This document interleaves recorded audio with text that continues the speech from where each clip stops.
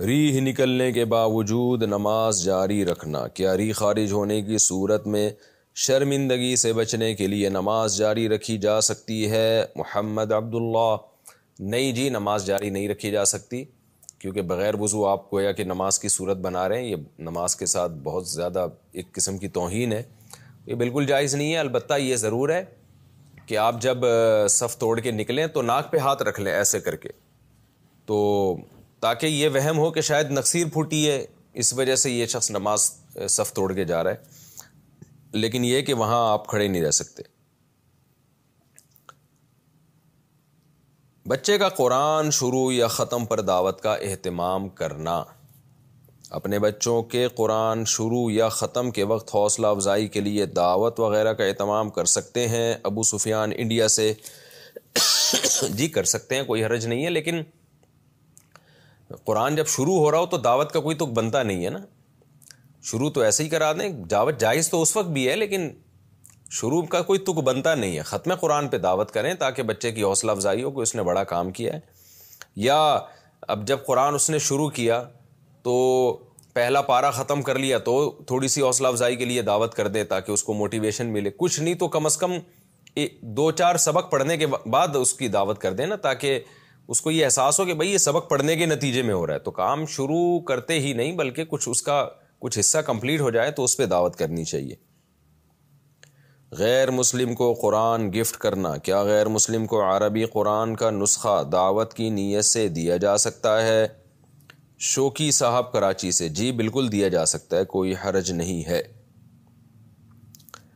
تو ترجمے والا دینا، اس کو عربی میں کیا سمجھ میں آئے گا، تو قرآن دیں اس کو ترجمے والا، اور تفسیر بھی ہو اس میں۔ تو جب قرآن کا ترجمہ تفسیر کے ساتھ ہو اور تفسیر اس میں زیادہ ہو تو اس میں ہاتھ لگانے کے لیے وضو بھی ضروری نہیں ہے، تو تفسیر والا ترجمہ اس کو دے دیں۔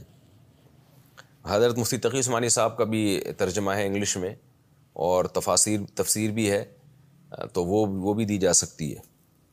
نماز میں جمائی آئے تو کیسے روکیں؟ نماز کے دوران جمائی آ جائے تو روکنے کے لیے منہ پر کون سا ہاتھ رکھا جائے؟ ابو فصیح صاحب کوئٹہ سے: دیکھیں، نماز میں جب جمائی آئے نا، تو اگر آپ قیام کی حالت میں ہیں تو دایاں ہاتھ بائیں ہاتھ کے اوپر ہوتا ہے، تو اس میں دایاں ہاتھ رکھنا چاہیے، کیونکہ بائیں کو نکالنے میں حرکت زیادہ ہے، اور اگر قیام کی حالت میں نہیں ہے تو پھر لیفٹ ہاتھ ہی رکھنا چاہیے۔ اچھا بھائی، جن یا شیطان کیا پیسے چرا سکتا ہے؟ کیا شیطان پیسے چرا سکتا ہے؟ ابو بلال کوئٹہ سے: جو ماہر شیطانیات ہیں وہ تو کہتے ہیں کہ شیطان پیسے چرا سکتا ہے، لیکن اب تک ہم نے کوئی رپورٹ ایسی دیکھی نہیں ہے، کیونکہ اگر چرا سکتا ہے تو سب سے بڑا سوال پیدا ہوتا ہے بینکوں سے کیوں نہیں چراتا وہ؟ بینکوں میں تو اربوں خربوں روپے کی ٹرانزیکشن ہوتی ہے، 1.01% بھی اس میں گڑبڑ نہیں ہوتی، تو کبھی تو کوئی جن جائے نا وہاں سے پیسے دائیں بائیں کرے۔ عام طور پر ہوتا یہ ہے کہ گھروں سے لاکروں سے پیسے چوری کر رہے ہوتے ہیں، اپنے ہی گھر کا کوئی بندہ ہوتا ہے اور وہ جن پہ ڈال دیتا ہے، یا کوئی بہت ہی ایسا چور ہوتا ہے جس کے ہاتھ میں بڑی صفائی ہوتی ہے، تو لوگوں کو سمجھ میں نہیں آ رہا ہوتا یہ چوری کیسے ہو رہے ہیں، تو لوگ پھر جن پہ ڈال دیتے ہیں، اور وہ چور خوش ہو رہا ہوتا ہے کہ بدنام جن ہو رہا ہے، کام میں کر رہا ہوں۔ آپ نے کبھی نہیں دیکھا کہ دنیا میں انکوائری کے لیے جنات کو بیچ میں لایا جاتا ہو؟ گھروں میں چوریاں ہوتی ہیں، کہیں بھی دفتروں میں ہوتی ہیں، تو پوری انکوائری کر کے چور کو ٹریس کیا جاتا ہے، اور زبردست اس کی انویسٹیگیشن ہوتی ہے، جس سے اکثر چور پکڑے بھی جاتے ہیں۔